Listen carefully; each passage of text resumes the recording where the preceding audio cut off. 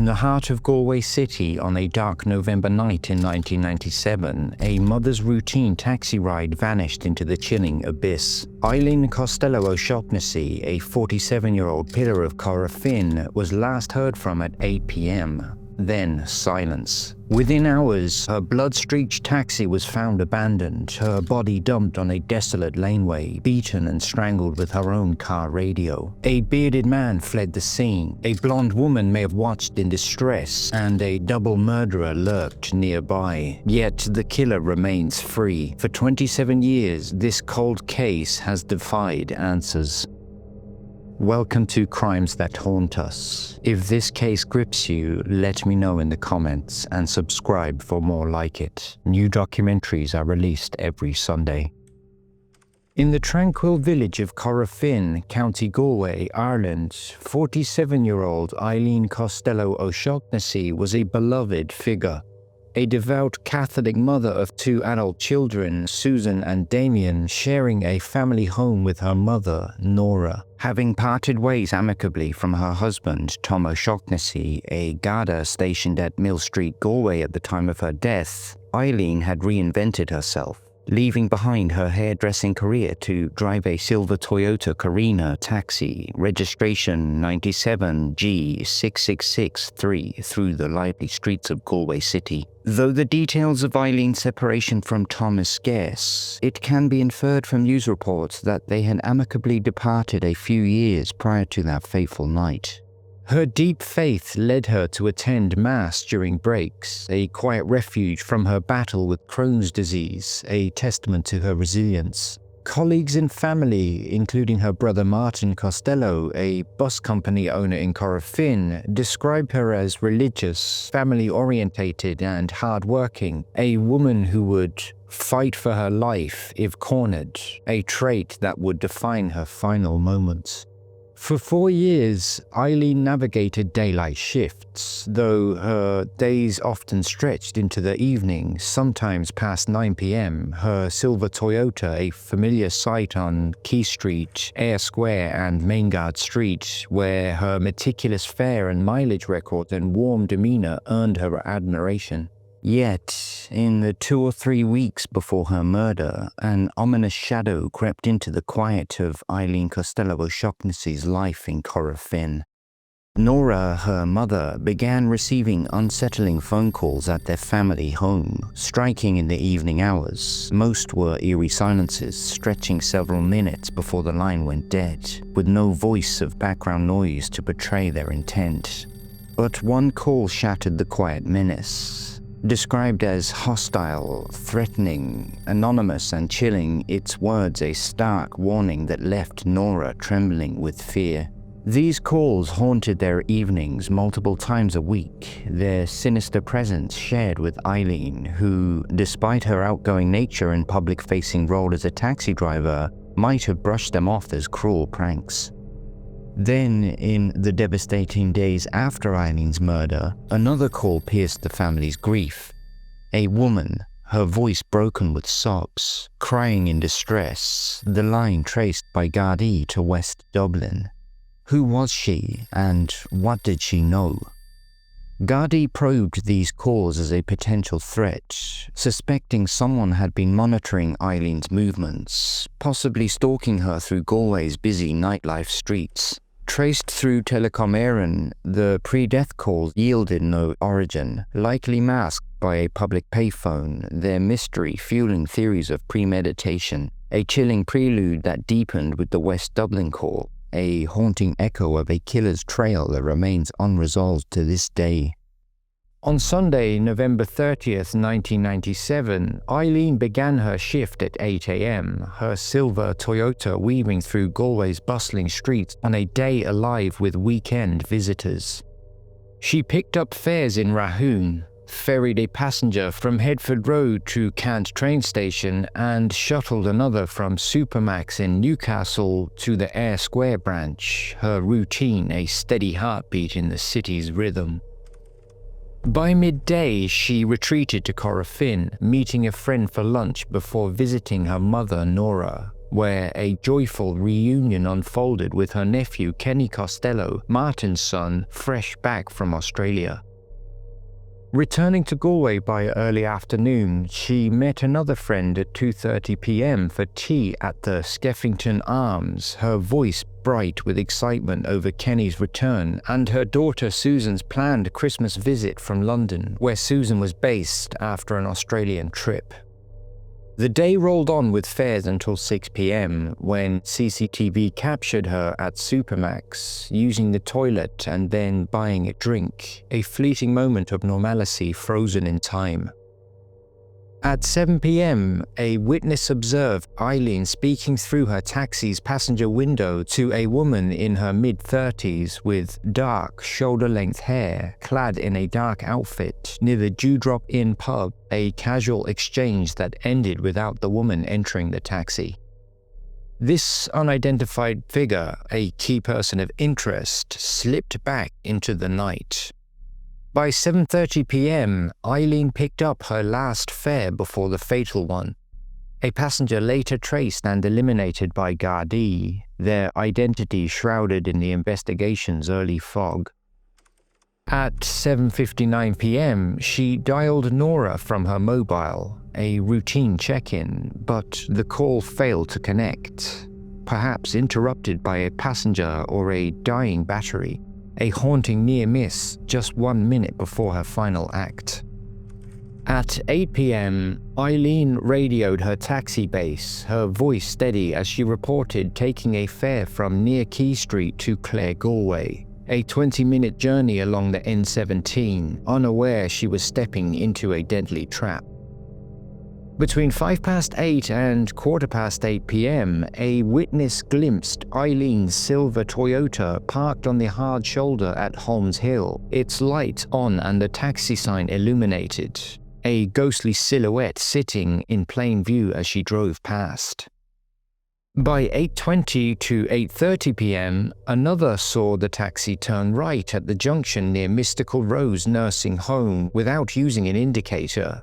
A reckless move in the rural Knockdamore area near Tinker's Lane, hinting at a driver in distress or haste. At 8:20 p.m., the taxi base's attempt to reach Eileen for a new fare was met with silence, an alarming break from her reliability that set alarm bells ringing among the dispatchers. Around 8:30 p.m., a blonde woman in her mid-20s, 5'6" in height, medium build, wearing a black jacket and blue jeans, walked along the N17 towards Galway City against traffic, her distressed glances over her shoulder marking her as a key witness near Tinker's Lane, a narrow, isolated laneway where horror was unfolding.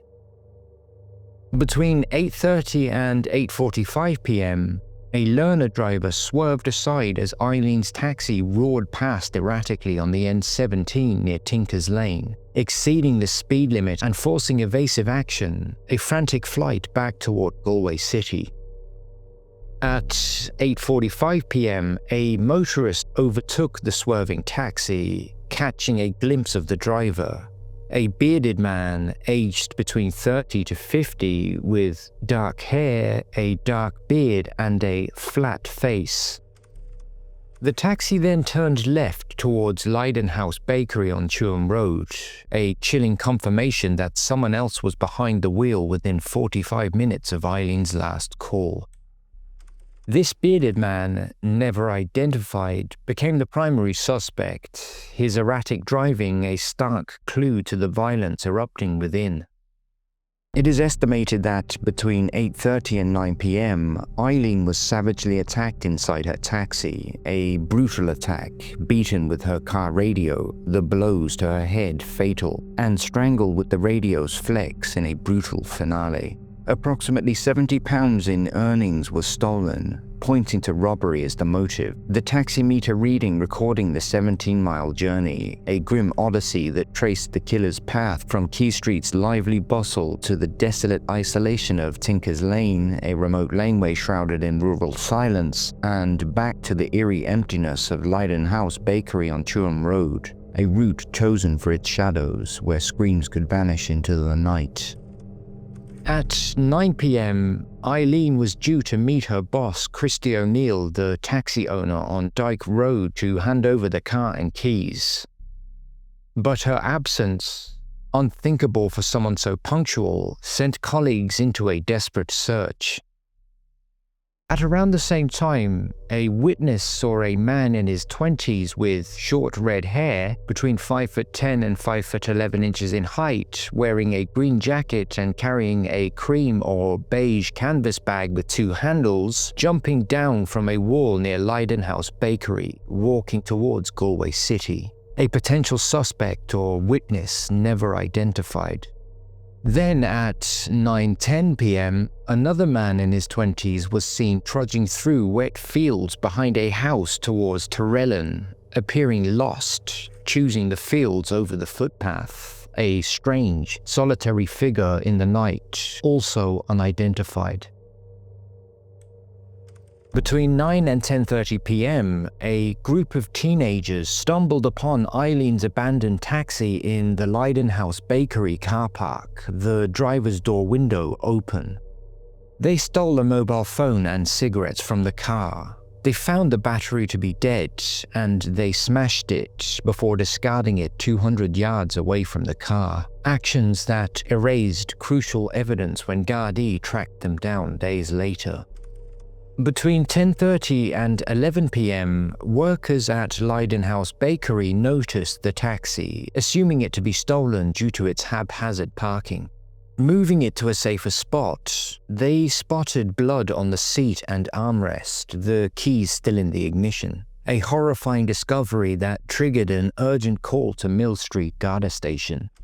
By 11:30 to 11:45 p.m, Gardai arrived, finding the taxi in chaos. Blood and hair on the driver's seat, a partially ripped out meter, a bum bag and plastic container which held coins in the footwell, and the 17-mile meter reading mapping the killer's route. The open window explained the teenager's theft, but the blood confirmed a violent assault.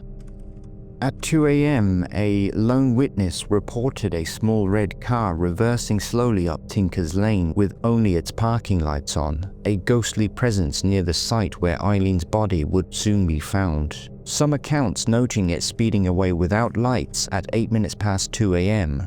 Were its occupants returning to the scene, their minds racing with guilt or fear, erasing traces of their crime in the dead of night? Or were they mere bystanders, caught in the aftermath of a murder that had already shaken Galway to its core? This chilling enigma, like so many others, remains unsolved, a fleeting shadow in a night that refuses to yield its secrets. Overnight, Gardai launched a frantic search, focusing on the Clare-Galway route and the N17 corridor, guided by the meter reading. Units from Oranmore, Tuam and Galway City patrolled, while forensics teams from the Garda Technical Bureau raced from Dublin, a 3.5-hour drive, to process the taxi, collecting blood, hair and fingerprints. By midday on December 1st, 1997, a farmer discovered Eileen's body on Tinker's Lane, 200 meters from the N17, confirming the worst. She had been brutally beaten. Her post-mortem, likely conducted that day by state pathologist Dr. John Harbison, revealed death from head injuries caused by the car radio, with strangulation by its flex contributing. Post-mortem examination also ruled out sexual assault. The stolen £70 cemented robbery as the motive, the 17-mile meter corroborating the killer's journey from Key Street to Tinker's Lane and back to Lidenhouse Bakery. Gardai launched a full-scale murder investigation, establishing a major incident room at Oranmore Garda Station with 70 detectives. Forensic teams scoured both crime scenes, the taxi yielding Eileen's blood and hair, though the stolen phone cost potential digital evidence, and Tinker's Lane revealing no car radio or flex, suggesting the killer took them with him. Interviews with bakery workers who described moving the taxi and spotting blood, taxi drivers who searched post 9 p.m, and Eileen's family, Nora, Susan, Damien, and Martin, unfolded, revealing her routine and the thwarted 7:59 p.m. call to Nora. Gardai traced Eileen's separated husband, Tom O'Shaughnessy, who was in Dublin at the time, and solemnly informed him of her tragic death. Gardai sought the 7 p.m. woman at the Dewdrop Inn pub. They also sought the N17 blonde woman, the bearded man driving at 8:45 p.m., the green jacket man, and the Tirellan man, issuing appeals via local radio and newspapers. The bearded man became the focal point. His description circulated as the primary suspect in a robbery gone wrong. Eileen's murder sent shockwaves through Galway, a city unaccustomed to such savagery, leaving its streets eerily quiet in the weeks that followed. Fear gripped the city's taxi drivers, especially women who saw themselves in Eileen, one of the few female drivers brave enough to be working the night. Whispers of her fate haunted every fare, every shadowed corner as the drivers tightened their routines, their radios crackling with newfound urgency, a stark reminder of the streets' hidden dangers that had claimed one of their own. As Gardai chased leads, the weight of Eileen's loss bore down on her family, a void that would never be filled. Her children, Susan and Damien, were left grappling with the unthinkable, their mother's brutal murder shattering their world just weeks before Susan's planned Christmas visit from London, a reunion that would never come. Nora, her heart broken, clung to memories of her daughter's warmth, while Damien, now without the mother who had shaped his faith, struggled to find solace in a tragedy that offered no answers, a family forever changed by the darkness of that November night. In December 1997, Gardai interviewed hundreds locally and beyond, tracing Eileen's passengers from Rachoon, Headford Road, Supermax, and her 7:30 p.m. fare. All were eliminated. Door-to-door inquiries in Knockdamore and Clare Galway sought the blonde woman and the bearded man, while the teenager's account led to a search for the broken phone. The taxi's blood confirmed Eileen's, but 1997's limited DNA technology hindered identifying the killer's hair or fingerprints. On January 23, 1998, Gardai appeared on RTE's Crime Line, detailing the Leidenhouse Bakery discovery, the Tinkers Lane body dump, and key witnesses, generating tips but no breakthroughs. From 1998 to 2000, Gardai pursued leads, their search stretching beyond Galway's borders to the shores of England, where they interviewed a convicted killer who had been in Galway at the time of Eileen's murder in November 1997. This shadowy figure, whose identity remains cloaked, hinted at a chilling possibility: an external predator passing through, leaving death in his wake.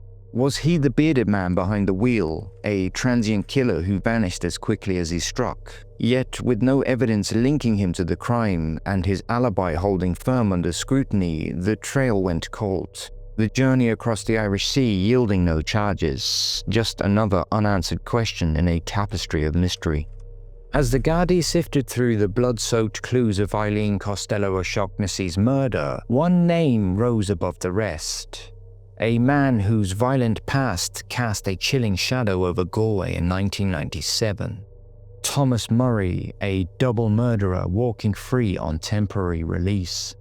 At 32 years old, Murray had already killed once, beating his elderly neighbour William Mannion to death in Ballygar in 1981, a crime that locked him away at just 17 years old. But in 1997, he was back on the streets, working as a labourer near the Merlin Park just outside Galway city centre. Murray's history screamed danger. 3 years after Eileen's murder in February 2000, he struck again while on parole, savagely beating 80-year-old Nancy Nolan to death with a lump hammer in Ballygar, a crime that exposed the fatal flaw of his release. Gardai and prison officials had warned he'd kill again, a prediction that echoed ominously in Eileen's case. Her brutal death, beaten with her car radio, strangled with its flex, mirrored Murray's pattern of targeting the vulnerable, her £70 earnings stolen in a robbery that turned deadly, just as her brother Martin feared she'd fight to her last breath. Suspicion turned to action when a witness placed Murray near Tinkers Lane on the morning of December 1st, 1997, just hours after Eileen's body was found, a narrow, desolate laneway few would wander by chance. Gardai questioned him early on, but his alibi held at first. He claimed he was at the house where he boarded, backed by an associate. Yet by 2001, that alibi crumbled. The couple had left the house that night, leaving Murray's movements unaccounted for between 8 p.m. and 9 p.m., the exact window of Eileen's murder. Another revelation deepened the suspicion. Murray had learned to drive in prison, a skill Gardai initially doubted, but one that explained how the killer drove the taxi 17 miles from Key Street to Tinkers Lane and back to Lightenhouse Bakery. In 2001, Gardai arrested Murray and brought him to Roscommon Garda Station for questioning, probing his movements on November 30th, 1997, around Key Street, the N17 and Chewham Road. But the case against Murray hit a wall. No forensic evidence tied him to Eileen's taxi, where blood, hair, and fingerprints told a story 1997's technology couldn't fully read. But without concrete proof, he walked free. No charges, just lingering suspicion. Yet Eileen's family wasn't convinced. While the Gardai was zeroing in on Thomas Murray, a chilling alternative whispered through that grief-stricken halls of Eileen Costello O'Shaughnessy's family home in Corofin, a theory that struck at the heart of her life. Eileen's mother, Nora, believed her daughter knew her killer, a haunting intuition that turned the investigation inward. In the weeks before that fateful November 1997, an unseen predator had already slithered into the sanctity of Eileen Costello O'Shaughnessy's family home in Corofin. Silent phone calls pierced the evening stillness, their eerie quiet stretching for minutes before the line went dead, most devoid of voice or background noise, a deliberate silence that struck multiple times a week, chilling Nora. Yet one call shattered that silence with a hostile, threatening voice, its anonymous venom snarling a cryptic warning about Eileen's safety, leaving Nora trembling with dread, her instincts screaming of danger. Eileen knew of these haunting calls. Nora had shared her growing unease, but her outgoing spirit, forged through years as a hairdresser and a taxi driver, might have brushed them off as a cruel prank. Then, in the anguished days after her murder, another call broke through. A woman, her voice shattered by sobs and crying, traced by Gardai to West Dublin. Was she a witness to the horror, a partner racked with guilt, or someone who knew the killer's dark secret? Gardai probed these calls as a potential threat, suspecting someone had been monitoring Eileen's movements, possibly stalking her through Galway's busy nightlife streets. The pre-death calls yielded no origin, likely masked by a public payphone, their mystery fueling theories of premeditation, a chilling prelude that deepened with the West Dublin call. Nora's belief that Eileen knew her attacker paints a chilling portrait.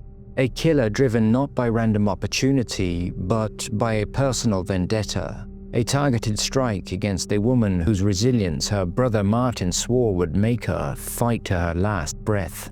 The £70 stolen might have been a cover, especially given a container with coins lay uninterrupted in the footwell of the car. But with the caller's identity lost in 1997's technological limits, and no forensic link to tie the dots, this theory remains a haunting echo. A whisper that Eileen's killer might have been someone she trusted, someone who knew exactly where to find her on that deadly night, leaving a family to grapple with the unbearable question: who in Eileen's life could have hated her enough to kill? As the Gardai grappled with the enigma of Eileen Costello O'Shaughnessy's killer, the robbery theory festered unabated.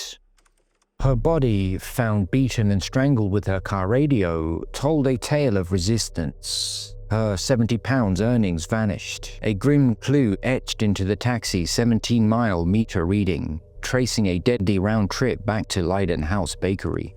The killer? Perhaps a passenger from that final fare, an unknown local, a weekend visitor, or a drunk from the pubs. As Eileen fought for her life, her brother Martin's words echo again. She'd fight to her last breath, turning a simple theft into a frenzied attack. The bearded man seen driving erratically at 8:45 p.m., the green jacket man jumping from a wall at 9 p.m., or the Tirellan figure at 9:10 p.m. Could one of them have been this thief, fleeing in panic after the radio became a weapon, the flex a noose? Or were all three sightings the same person? The damaged meter hints at a struggle, the abandoned taxi a panicked escape, its keys left in the ignition as blood stained the seat. But with no forensic match from the taxi's blood and hair, and the teenager's theft of her phone erasing vital clues, this theory hangs in the balance. Beyond the personal grudges and desperate thieves, another shadow loomed over Galway in 1997, a predator hunting women behind the wheel. Gardai uncovered a chilling parallel. An attempted abduction of a female driver near Tuam Road in the years before Eileen's murder, a case eerily similar yet unlinked to her death.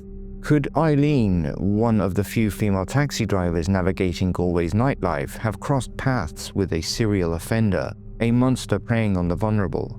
The bearded man driving her taxi at 8:45 p.m., the red car lurking on Tinker's Lane at 2 a.m., were they part of a darker pattern? A predator's hunt that claimed Eileen as its tragic prize. Without a forensic match, this theory lingers, a ghostly reminder of the dangers that stalked the roads she traveled. In any murder investigation, the spotlight often falls first on those closest to the victim. A spouse, bound by love turned sour, is always the first to be scrutinized. Gardai, following protocol, turned their gaze to Tom O'Shaughnessy, Eileen's separated husband, and a Gardai himself, who was in Dublin when they tracked him down to deliver the devastating news of her death.